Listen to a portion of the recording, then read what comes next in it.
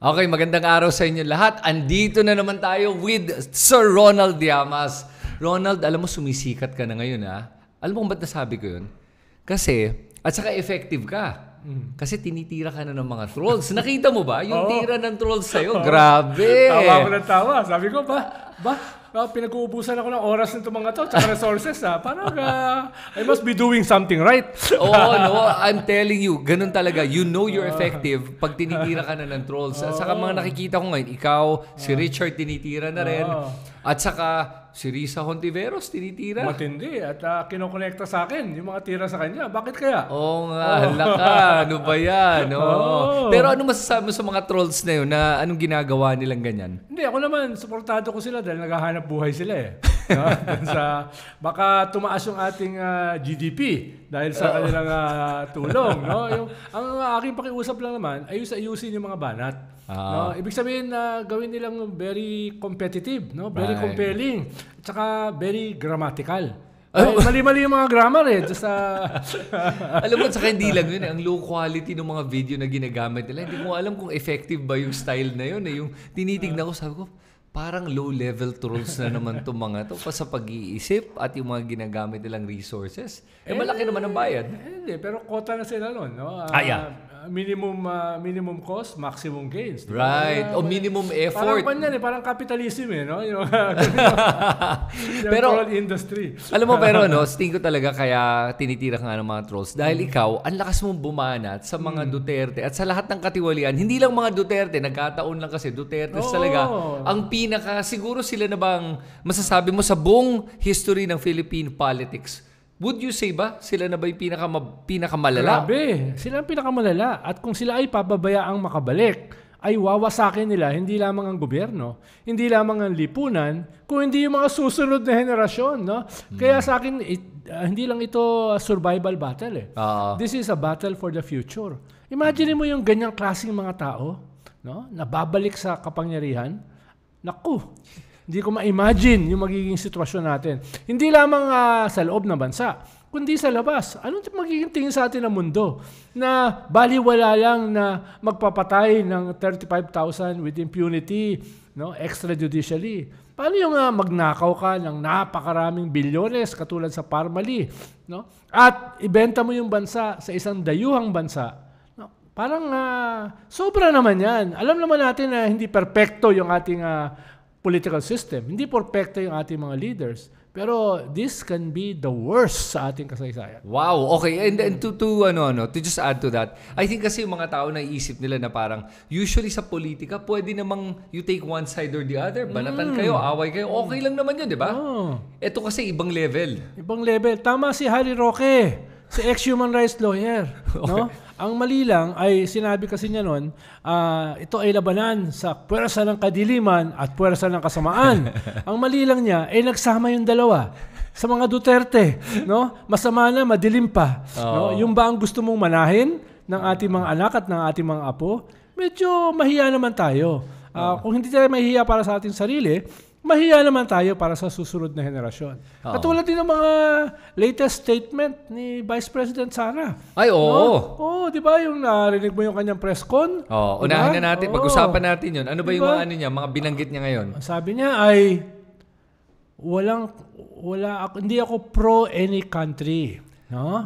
Ang last time kasi na nag-check ako, yung Pilipinas ay isa ring country. No?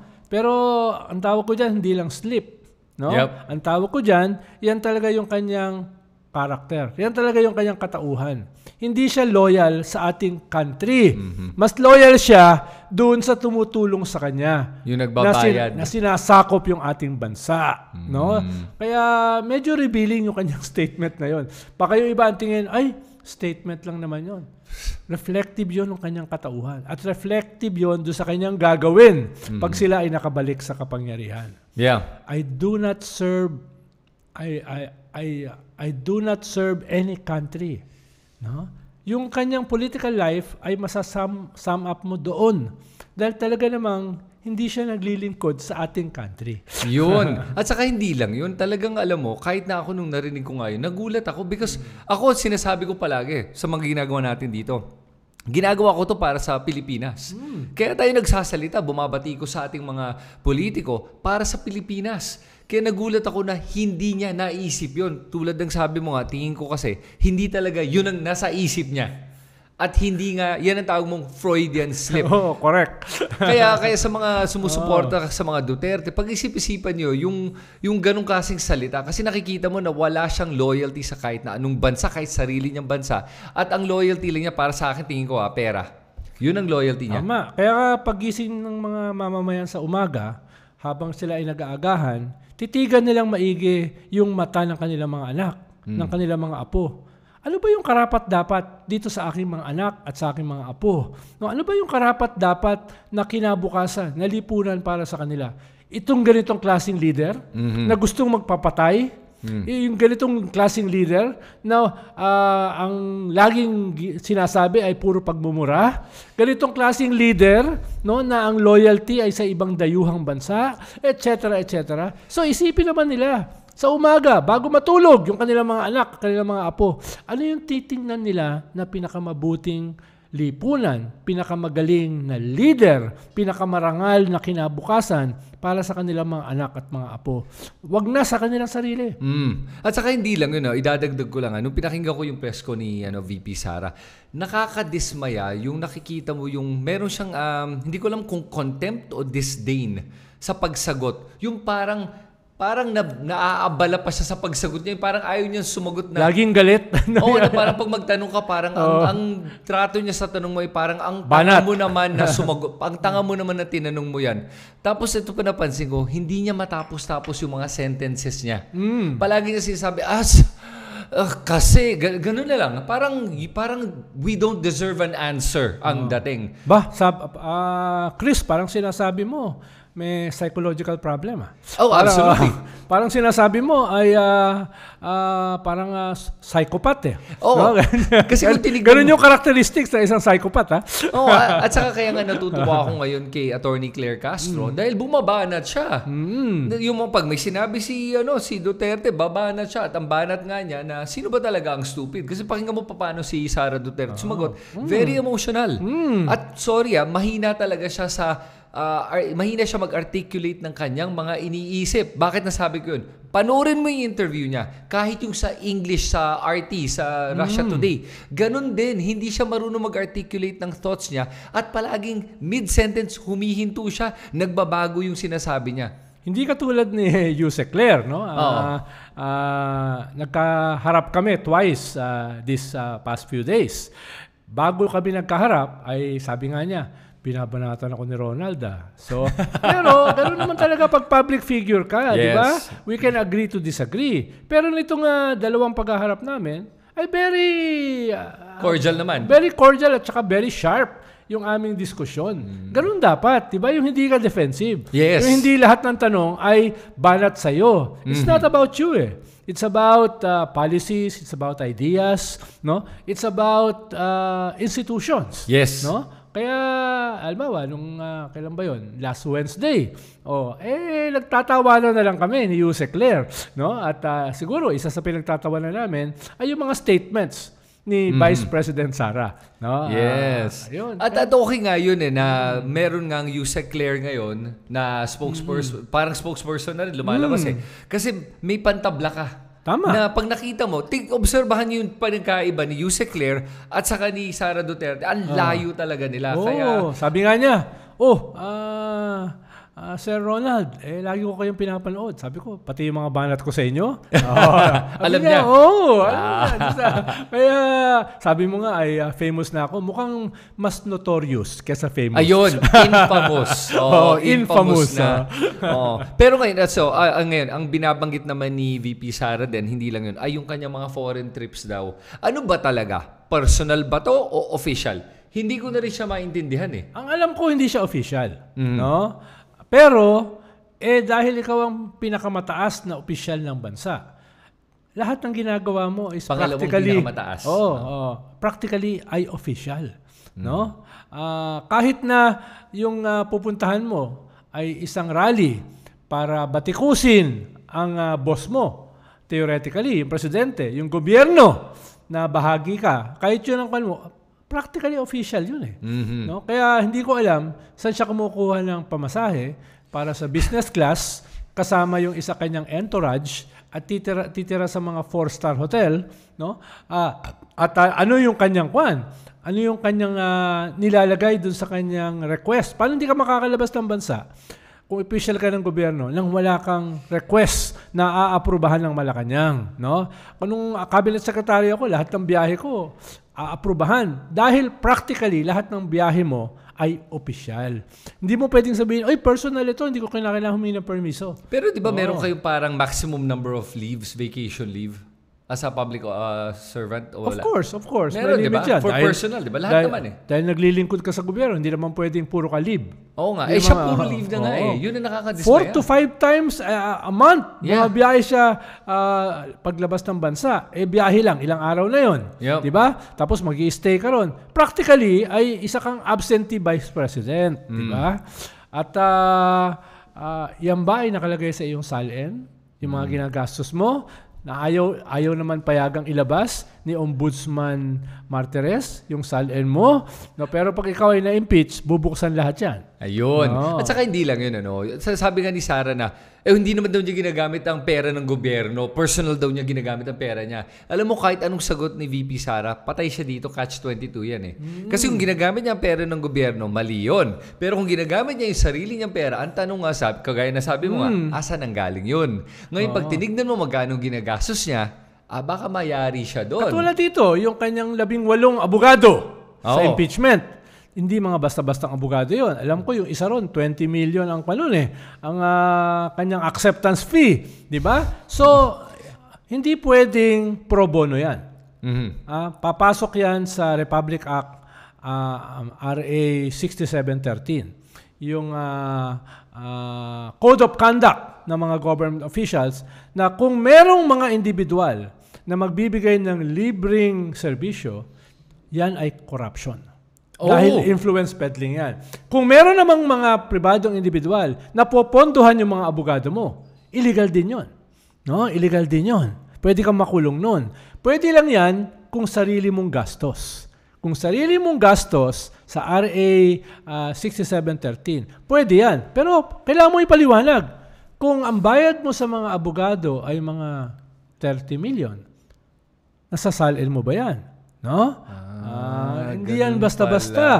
Magkano binabayad nyo doon sa abogado ni Digong na nag-file for indigency sa ICC? At nung narinig mo last year, nung nagsalita sa Congress, ang sabi niya, wala siyang pamasahe. Oo nga. Mula Davao, papunta ng Manila. So, yan ba ay nagre-reflect sa inyong mga SALN? Buti na lang, patapos na yung term ni Ombudsman Martires sa Agosto. No? Baka mabago na yung policy sa SALN. Pero yung policy, pwede lang makuha yung SALN mo, pagpapayagan mo. Alam mo, interesting lahat kasi ng government officials are required to have their SALN public, right? Yes. Pero for the first time, sa panahon ni Digong, na hindi pinayagan yung kay Duterte lang. At sa pamilya lang niya. Pero lahat nagpapakita ng SALN. Yes, pero ngayon, lahat ng government officials ay pwede lamang ilabas ang SALN with their permission. Yun na ba yung bagong? Yun. Ganun na yung bagong. So lahat na yun, general na. Ang purpose ng SALN, para maiwasan ang corruption. Oo nga. Para makita yung discrepancy dun sa yung resources bago ka pumasok ng gobyerno, habang ikaw ay nasa gobyerno, paglabas mo ng gobyerno, annual yan eh. No? Meron akong alam ng mga tao sa gobyerno. Ang nireport na SALN ay 20 million. Nung nasa gobyerno na, mahigit 1 billion na. Di ba? Gusto ko tanungin ngayon, ang pangalan niya ay si Secretary ... No? No? Kaya yan ay public yan. No, dapat balikan yan. Pero, nasa gobyerno ni Digong yan. Mismo si Digong, jokingly, sinabi niya, bilyonaryo ka na. Paano ka naging bilyonaryo? No, nagbenta raw ng assets, sabi nung secretary.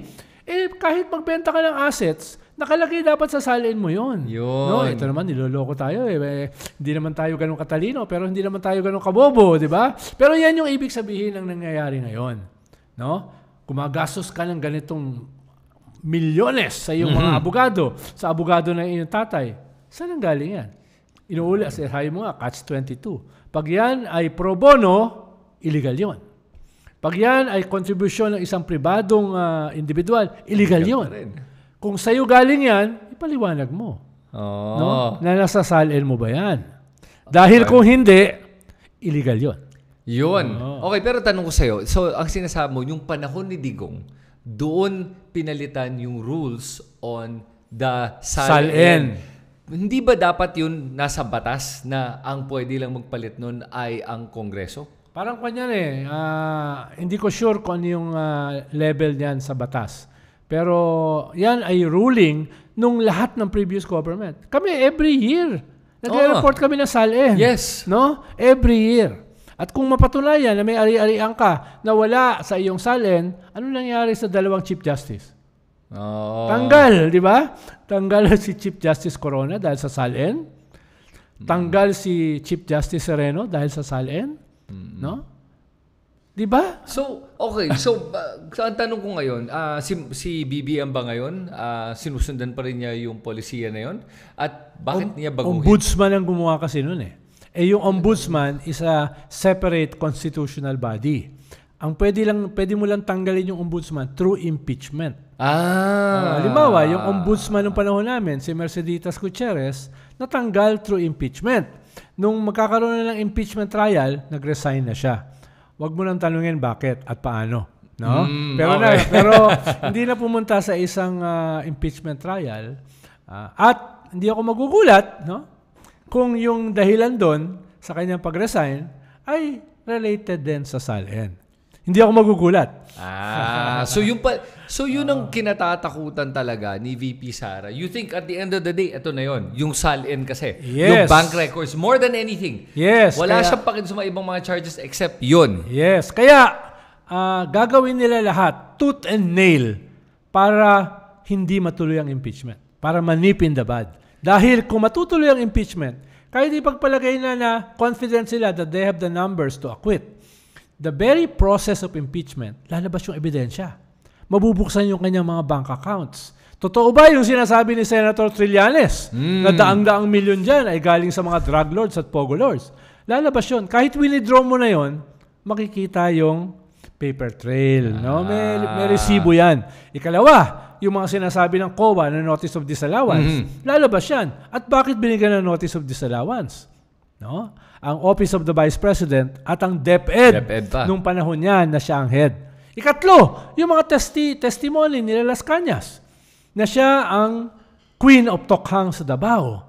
Lalabas yan. No? At kung lalabas yan, baka isama siya ng ICC dun sa kanilang pasunod na international warrant. So, ang mahalaga rito, more than the decision, which is still very important, ang mahalaga rito, yung process ng impeachment kung saan lalabas ang mga ebidensya at saka testigo. Sinong senador ang mag-a-acquit kung lalabas na talagang may connection siya sa drug lords? Kung may connection siya sa pagpatay extrajudicially? Kung meron siyang massive corruption cases? Sinong senador? Okay. So, okay, sige, tanong ko ngayon, ano ang ginagawa, nabalitaan ko nga sa'yo ngayon lang, kwento na nasa kanila. Ganda yung segue natin. Oo, yung ginagawa ngayon ng kanyang mga kaalyado sa Senate para itigil itong impeachment. Kasi kala ko tapos na itong 19th Congress. Akala ko dahil dito, wala na. 20th Congress na at iba na ang labanan. Tama. Dahil nung June 11, tinapos na nila yung kanilang session. Dahil ang ending kasi dapat technically ng kanilang session sa June 13. Yun ang nakalagay sa kanilang calendar. Okay. At nagreklamo yung minority, bakit after nung forthwith, after nyo patagalin yung impeachment court, yung pag-convene ng impeachment court, pagkatapos yung patagalin, ay nireset nyo uli from June 2 to June 11. So nag-react na yung minority. Ang sabi nila, hindi, gawin na natin ngayon, June 9. No? At napilitan yung mga ibang kongresista na mag-take ng oath at mag-convene as a trial court. Pero hinabol pa nila yung remand. No? Yes, naalala ko yun. Binabalik sa Kongreso. Kahit meron ng president sa Supreme Court tungkol doon sa ibinalik nilang issue sa Kongreso. Tapos, ngayon pa, tinapos na nila yung kanilang session, biglang linggo, the day before the June 30, kung saan hindi na sila 19 Congress, biglang Senate. So anong layunin mo? No? At sabi pa niya, ito yung pinakamatindi, ang sabi pa ni Senate President Chis Escudero, pwede namin i-dismiss ang impeachment with a majority vote. Simple majority, di ba? Simple majority. Oo. No? Kaya, alam mo, tingin ko dapat nag-iba ng career si Senator Chis Escudero. Tingin ko, kung siya kung naging inventor, ang galing niyan. Dahil kaya niya mag-imbento galing sa hangin ng bagong konstitusyon, no? Ng bagong rules of their own Senate, no? Baka mapuri pa natin siya kung siya ay naging inventor. Yes. No? Pero as a senator, as a Senate President, he is probably the worst sa ating kasaysayan. Wow. To say that he is the worst, medyo mabigat na yan. Dahil hindi lang niya nilalabag ang konstitusyon. Winawasak niya yung konstitusyon. As a matter of fact, sa akin, yung pinakamalala dito, ay yung sinasabi niya na pwedeng gawin to ng Senado, yung kung tama ka, nag-iimbento na siya ng sarili niyang mga rules na wala naman talaga sa kanilang kapangyarihan para gawin yun. Yeah. So, yun ang isang nakikita kong pwedeng maging parang block talaga dito sa impeachment na to, si Chis. And I'm surprised because ang pagkaalam ko, Chis was always allied with BBM, being a close friend of Liza Marcos. Tingin ko yung mas malaking alliance ni Chis ay with himself. So it's a political survival. Mas yung kanyang sarili. Una, gusto niya maging Senate President. And probably, gusto niyang tumakbo for a higher office sa 2028. So, sinesecure niya yung mga boto ngayon, no? Hindi para dun sa what is right and what is wrong. Hindi para sa what is constitutional and what is not. What is legal and what is illegal. Mukhang wala siyang pakialam dun Mukhang nawala ang kanyang, if there ever was, yung kanyang moral moorings. Ang dominant ngayon is ambition and political calculation. And it is unfortunate na hindi lang si Chis yung ganon. Karamihan na ating mga senador, unfortunately, are doing that. Yes. Kung gagawin nila yan, sasang-ayon sila, ay no less than yung Senate President. Pati sila ay kailangan isumpa ng buong bansa. At dapat gawan silang rebulto. Mga traidor sa konstitusyon. Yeah. Nakaukit ang kanilang pangalan para hindi mabubura. Nakaukit. No? At isusumpa sila, hindi lang ng kasalukuyang henerasyon, kundi ng mga susunod. Kaya matyagan nating maigi itong meeting na ito. Sana hindi mangyari. Pero, medyo surprising. Last day ng iyong termino bilang senador, bigla ka nagpatawag ng pulong. Linggo pa. Yun na nga Linggo. I have never seen ang isang Senado na nagpulong-pulong on a Sunday. Willing magtrabaho on a Sunday. Sinabi ba niya kung ano yung agenda na itong gagawin nila pagpupulong on Sunday? Impeachment. Pero anong parte ng impeachment yung gusto nilang pag-usapan? On the last day. Pagkakasabi niya, pwede namin i-dismiss by a majority vote yung impeachment. Susubukan nila kung kaya nila makakuha ng majority. At nagsimula yung conspiracy na yan nung forthwith. Nang linaw-linaw naman kung anong ibig sabihin. Ngayon, nag-imbento siya ng bagong definition ng forthwith. Wala lang. No? Tapos, sinet niya ng June 2. No? Ng June 2. Tapos, pinospone. Sinet ng June 11. Buti na lang, may nag-call sa kanya na, ano ba yan? No? Ba't mo nilalagay sa dulo? Mag-convene na tayo sa trial court. Buti na lang na puwersa sila. Pero, nilagyan nila ng yung remand. Remand.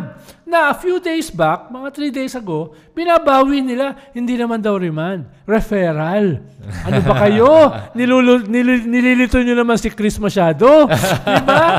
Tapos ngayon, no, biglang nagpatawag ng session. 29 Sunday para pag-usapan ng impeachment at pwede daw i-dismiss. So wala whatsoever sa rules ng Senate at sa ating konstitusyon. Ang punto ni Chis dito, sinasabi niya, and I'm not defending Chis, ang ano ko lang, tinitignan ko kung ano yung ginagamit niyang rasyonal para gawin to Ang sabi niya, dahil wala nang nakalagay na pwede o hindi namin itong gawin, as an impeachment court, may karapatan kaming gumawa ng sarili naming mga rules.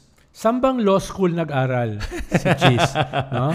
Sambang law school siya nag-aral, no? Hogsworth University. Oo. Ano ba? Walang ganyan, no?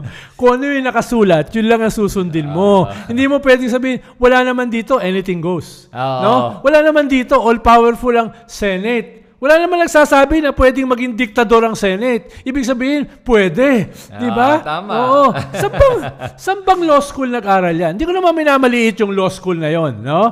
Pero, siguro, baka dapat hindi nyo pinasayan. Kung ganyan ang kanyang pagtingin sa batas. Literally, ang sinasabi mo, pwede kang maging diktador as Senate President. Di ba? Yun yung sinasabi mo. No? Kaya sinasabi ko, nag-iimbento ito. Ang problema, yung iniimbento niya ay delikado para sa ating lahat. At tingin ko talaga, kaya ginagawa niya ito ngayon sa 19th Congress. Dahil alam niya yung papasok na 20th Congress. At pag pinakinggan mo yung mga declarations ni Tito Soto, Ping Lacson, Erwin Tulfo, Kiko Pangilinan, Bam Aquino, pakinggan mo, malakas ang mga kanilang statements against sa ginagawa ng ating Senado ngayon. Tito Soto verbally, strongly said na that he will come back and bring order back to the Senate. Yes, sabi niya na bushwhack daw ang impeachment, di ba? Yeah, tapos hindi lang yun, pati si Erwin Tulfo inaamin na nag-uusap na sila, nagpupulong na alam na daw nila kung anong side sila. So, ibig sabihin, talagang political calculation ang nagdo-dominate ngayon. Yes. Hindi yung essence ng impeachment complaints na very compelling. Pinag-uusapan dito, Senate presidency. Yeah. Pero nakakalungkot kasi yung paghahabol din sa Senate presidency, probably even yung mga chairmanship sa mga commission, ng mga committees, at saka yung mga perks of being part of the Senate, na ang nakakawawa talaga ay yung ating bansa, yung ating konstitusyon, yung kaban na galing sa yung pera na galing sa kaban ng bayan. Yun ang nasasakripisyo nila dito At nawawala na ng accountability ang isang tao na hindi ko talaga alam bakit nasa ang focus sila sa isang tao na protektahan to kumpara sa mga taong bayan. Malala Tama. Buti na lang naglabas ang House ngayon ng statement na yung susunod na budget process ay gagawin nilang transparent. Ibig sabihin, bubuksan nila sa participation ng civil society. Ilalagay nila sa internet para mapanood ng mga physically wala roon. Hinihintay ko yung statement ng Senado. Paano? It takes two to tango Hindi naman ang budget process, may BICAM yan Hindi lang yung Kongreso. So pag sinabi ng House na gusto nila transparent ito, ayaw naman ng Senate na maging transparent, hindi matutuloy yan. So, hinihintay ko, yung Senate ba, may ganun ding statement. Hinihintay ko today, no? Pwede ba, mga senador, gumising kayo, magmi-meeting naman kayo sa linggo, di ba? Ngayon, Biyernes, baka pwedeng maglabas kayo ng statement tungkol sa transparency ng budget process. Pero yun ba ginawa ng Kongreso? Is a statement or is that the bill that they passed? Mukhang official siya dahil yung speaker mismo nagsabi. No? So, at least, hintayin natin yung Senate President. Maganda to. Kahit patapos na yung kanyang term, at least, bago matapos, bago nila subukin na patayin o i-dismiss ang impeachment, may gawin naman silang kahit kaunting matino. Katulad nitong gawing transparent yung budget process at participative. Wow. So talagang talagang alam mo, maganda tong ginagawa ni Speaker Romualdez kung gano'n. Dahil di ba, sinasabi nga nila na marami daw siyang tinatago, na yung mga paggagastos nila sa Kongreso. Pero dito, ang hamon niya, transparency, bukasan tayo. Ngayon tingnan natin kung kukol ng Senate yung kanilang hamon. Tayo naman, we give credit where credit is due. No?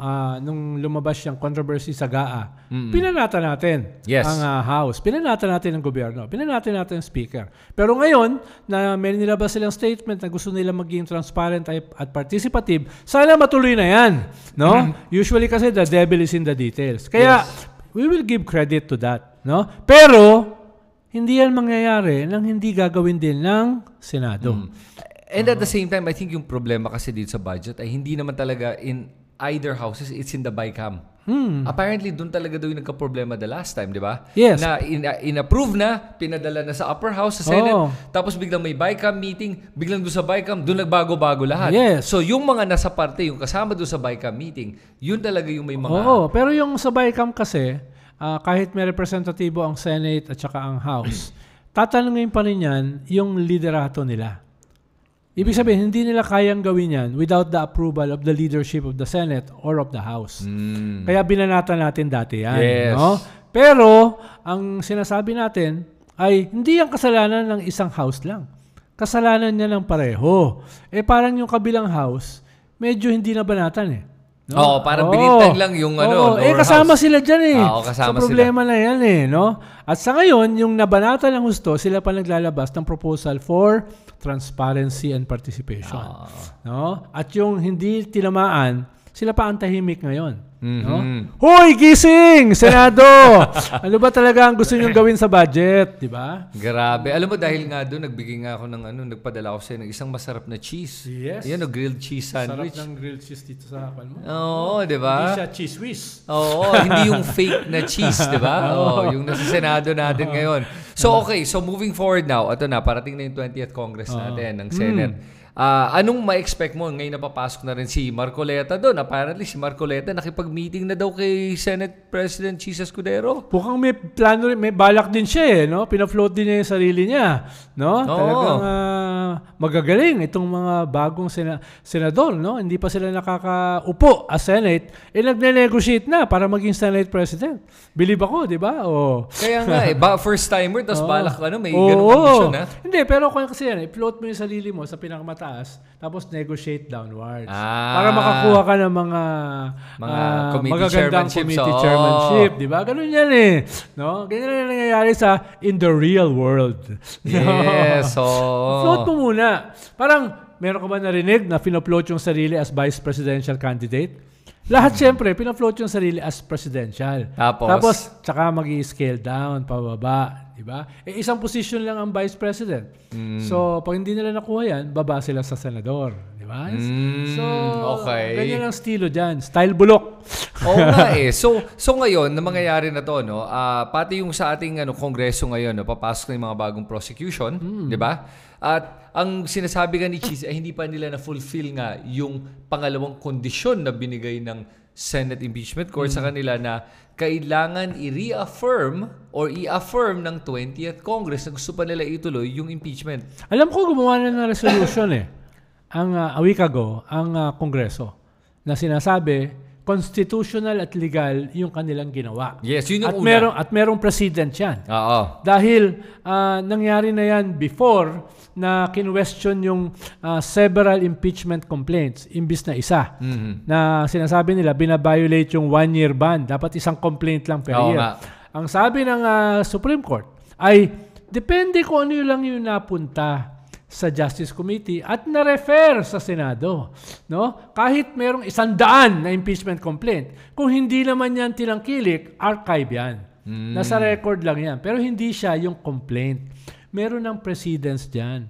At alam ko, itong ating mga senador ay napakagagaling ng mga abogado. Dapat alam nila yung jurisprudence. Dapat alam nila yung kuhan. Bago sila gumawa ng remand na, inuulit ko, eksakto yung sinampa ni Vice President Sara sa Supreme Court. Kaya tawag ko sa kanila, mga abogado ni Vice President Sara. Yung sinabi nilang remand, yung dahilan dyan, ay yung eksaktong final ni Vice President Sara sa Supreme Court para i-dismiss yung kanyang impeachment. No? Na sa ngayon, sinasabi niya, gusto kong matuloy ang impeachment. Ba't di mo ina-atras yun? Oo nga. At saka hindi lang yun. Alalahanin mo, nakakasubmit pa lang niya ng sagot sa Senate Impeachment Court. Na sinabi niya yung eksaktong rason na kailangan daw dismiss kasi daw nagva-violate daw nung 1 impeachment per year na batas, which is absolutely garbage. Kahit hindi ka nga lawyer, alam mo yun At isa pa yung abogada. Ibig sabihin, saan ba nag-aral yan? Katulad ni Chis. Saan ba mga law school nag-aral yan? At ganyan yung kanilang pagkakaunawa sa konstitusyon, sa batas, at mismo sa sarili nilang mga rules. Alam mo, tingin ko talaga sinusubukan lang nila lumusot. Alam mo, tingin ko, alam naman nila na walang basehan to at naghahanap lang sila ng interpretasyon kung paano makakayang malulusot at baka sakaling malusot. Tingin ko alam nila hindi ito lulusot. Kung tinignan mo sa pagbasa nung batas natin, sumusubok lang. Ang gagawin nila itong pagsubok na to para nga sa political exercise na at sa legal exercise, baka makuha nila yung mga numero para ma-dismiss. Kahit pagpalagay na natin, ganun ang kanilang layunin. Susubuking makalusot. Paano kung makalusot? Ayun na nga Ikalawa, kahit yan ay pagsubok, it reflects yung kanilang cynical character. It reflects yung kawalan nila ng integrity. Yun. No? Yung kawalan nila ng delikadesa. No? Yung kawalan nila ng minimum ethical standards. No? Konti lang. No? Yun lang ang mga hinihingi. Yun pa rin ay reflection ng kanilang mga katauhan. No? At kung yan ay gagawin talaga nila, lalo na kung makalusot, no? Inuulit ko, dapat silang isumpa ng ating mga kababayan. Ano pa ba ang ating legal recourse as citizens of this country kung ma-dismiss to ng ating Senado? Well, siyempre, magpa-file tayo sa Supreme Court. No? Ang problema dyan, makikialam ba ang Supreme Court sa isang impeachment case? Kahit binayolate yung konstitusyon. Ikalawa, how long will it take? Right. Bago sila mag-intervene diyan. Pero hanggat maaari, ayaw sumama ng Supreme Court diyan Oo nga. Pero ngayon, justiciable na yan Ibig sabihin ay kinakailangan na nilang maglabas ng posisyon. No? Dahil violation na ng konstitusyon ang usapin diyan. At sila yung pinakamataas na hukom. The gods of Padre Paura. Kaya kinakailangan nilang gumawa ng posisyon. Pero, very reluctant sila. Dahil sila mismo ay mga impeachable persons. Kaya hanggat maaari, ayaw nilang makialam dyan. Pero dahil mapapwersa sila makialam, ang tanong ngayon, how long? Okay. Diba? Dahil maraming mga nakaupo sa kanilang sala na taon bago sila magpasya. Sana naman ay bilisan. Pero yun yung problema rito. At habang nakasalang yan sa Supreme Court, eto, si Vice President Sara. No? Nagbibigay ng death threats, no? Nagsasalita ng katrayduran bilang the second highest official of the land, no? At biyahe ng biyahe, no? Kaya at I'm sure may mga vested interests na tumutulong sa kanya dahil siya ay naghahabol ng momentum para makabalik sa 2028 presidential election.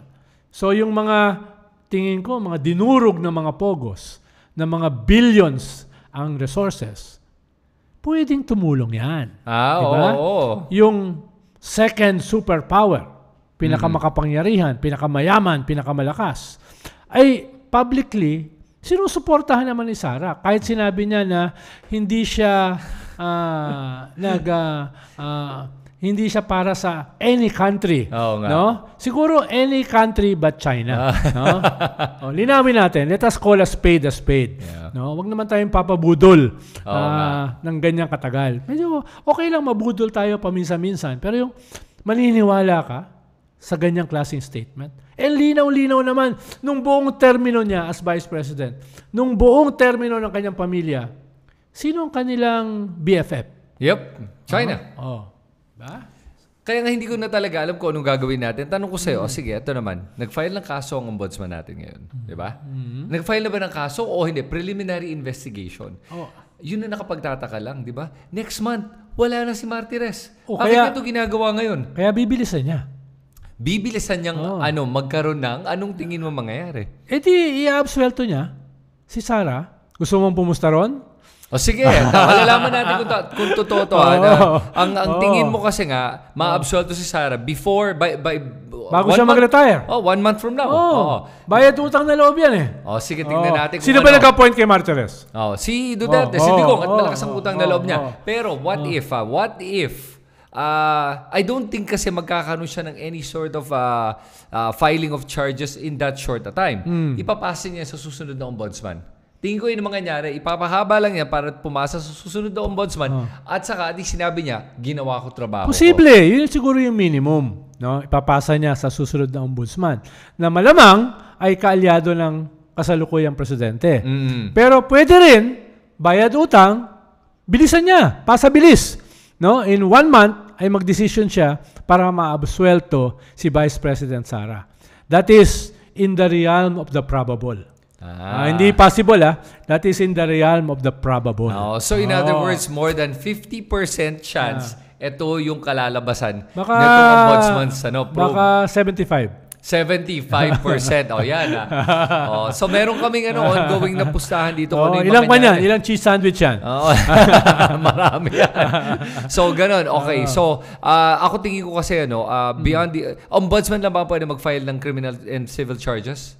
Well, yung mga criminal, pwedeng DOJ yan. Pero siyempre, dahil impeachable position ang Vice President, no? Pwedeng hindi siya immune from suit. Ibig sabihin, pwede siyang kasuhan. Pero hindi siya makukulong. No? Yes. Habang siya ay Vice President. No? So, ibang usapin kung siya ay sibilya na. No? Pero pwedeng mag-file. Pero ang tanong ko, sa ombudsman, meron siyang hinaharap Actually, may naka-file ngayon yung grave threats. Yun na nga, sa NBI. Pero ang tanong ko, bakit wala pa silang ginagawa with regards to that? Parang ang tagal na. Naghingi na ng sagot, nag-appear na ata si Sara doon, nagbigay ng kanyang statement. Bakit wala pang charges filed against her? At kung meron, di ba dapat... Well, itanong natin kay NBI Head Santiago. Posible na hinihintay nila yung resulta ng impeachment.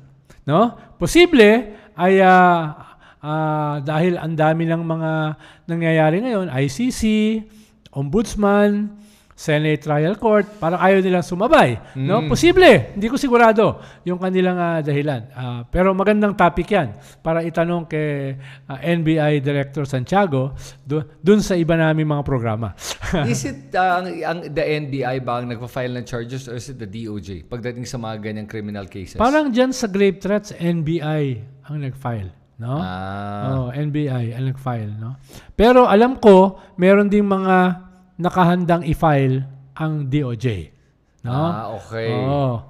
Malala to, okay. So ngayon, ang nakikita mo dito na may posibilidad nga na ang ginagawa ng administrasyon na to ay parang nilalatag lang nila ito yung mga gagawin natin pero ayaw na isabay-sabay kasi nga pag sabay-sabay, baka masapawan yung isa ito. At least meron tayong pambala for the next quarter. The next quarter, ayan, hanggang 2028, tuloy-tuloy yan para talagang matauhan ka. Posible. Lalo na kung ang wala na yung ombudsman, bago na yung ombudsman, ay I'm almost sure may ipa-file na plunder case. Dahil kahit hindi siya makukulong, paano? Ang plunder kasi, pagka-file, kulong ka kagad eh. No? Dahil non-bailable. Pero dahil Vice President siya, hindi siya makukulong kahit non-bailable. Pero pwede nang ilabas yung mga ebidensya. Yes. No? Pero alam parang impeachment court. Pwede lang buksan yan. Ang alam ko lang again, mas alam mo to kaya sa akin. Ang pagkaalam ko kasi may immunity lang from suit is the President eh. Ang Vice, ang alam ko, wala siyang immunity from Correct. Kaya pwede siyang kasuhan. Pero habang siya ay Vice President, hindi siya makukulong. No? Okay. Yun yung kaibahan. No? Yun yung kaibahan. Yes, pwede siyang filean, pero hindi siya makukulong. Katulad ng plunder. Dapat sa plunder, immediately pagka-file, kulong ka. Pero sa President, Vice President lang ba yan o kahit mga senador? Hindi, kwan lang yun. Senador, pwede makulong. Pwede makulong, di ba nakulong yung tatlo? Si JPE, si Bong Revilla, at saka si Jinggoy? Pwede ka makulong. Even while you're sitting. Yes. Okay. Yes. So, okay. Ganda ng usapan natin at ang ganda yung mga pustahan natin at mga predictions natin. At malalaman natin kung tama ba si Ronald Llamas sa kanyang mga hinala. Okay? Madalas naman, mali ako eh. Okay. No? Pero, ihahanda ko na yung keso. Anong gusto mong klaseng keso? Gruyere? No? Emmental? Anong gusto mong keso? Cheddar lang, masaya na ako. Pero Ronald, salamat sa oras mo at sa mga nanonood ngayon. Ano tingin nyo? Tama ba si Ronald Llamas dito? O tingin ba nyo nasisiraan na to ng bayad? At totoong talagang medyo ganon, ha? Sulat nyo lahat yan sa comment section sa ibaba at sundan yung mga susunod na yung mga videos. Salamat sa inyo lahat. Ito si Tristan. Okay, thanks Ronald. Salamat. No? Okay. Gwardiyahan ang June 29.